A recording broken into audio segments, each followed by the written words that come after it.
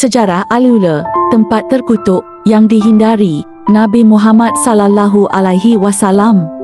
Al-Ula adalah nama kota di Arab Saudi yang lokasinya kurang lebih 300 km di sebelah utara Madinah. Dahulu, kota tersebut dihuni rakyat Nabi Saleh yang bernama kaum Samud. Menurut literatur, Al-Ula menjadi kota yang paling dihindari oleh Nabi Muhammad sallallahu alaihi wasallam karena kisah masa lalunya yang cukup mengerikan. Di Al-Ula terdapat situs arkeologi yang dibangun lebih dari ribuan tahun lalu bernama Madain Saleh. Kini situs tersebut diakui sebagai warisan dunia oleh UNESCO pada 2008. Dikatakan bahwa Al-Ula berada di jalur rute perdagangan yang menghubungkan Arab, Mesir dan India. Dahulu kota ini dihuni oleh kaum Nabi Saleh yang bernama kaum Samud. Mereka disebut berasal dari kerajaan Dedanita.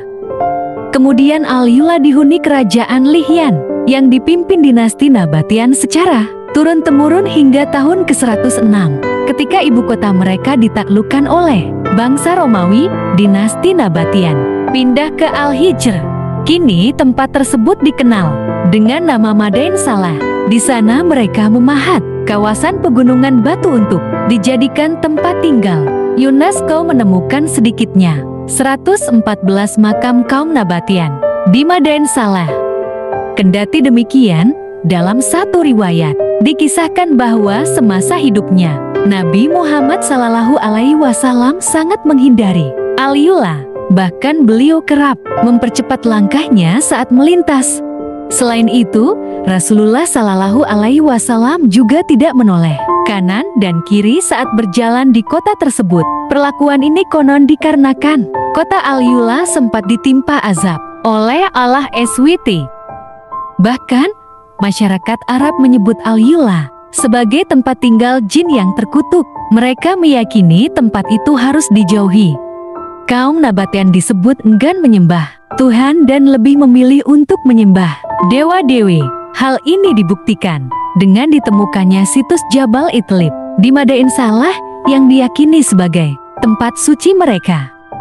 Lantaran memiliki sejarah yang panjang, pemerintah Arab Saudi tengah mengucurkan modal hingga ratusan triliun untuk membangun Al-Ula. Kawasan ini rencananya akan dikembangkan agar semakin menarik minat wisatawan mancanegara. Daerah gurun yang luas ini, sekitar setengah luas Denmark, dibelah oleh lembah yang subur dan dihiasi dengan singkapan, batu dan pasir yang menjulang tinggi, serta monumen-monumen yang berusia ribuan tahun. Monumen paling terkenal di Al-Ula berada di kota kuno Hegra, kadang-kadang disebut sebagai Petra Kedua. Hal ini karena Petra adalah ibu kota Nabatian dan Hegra berada di selatan. Kerajaan ini terkenal dengan makam indahnya yang diukir dari formasi batuan.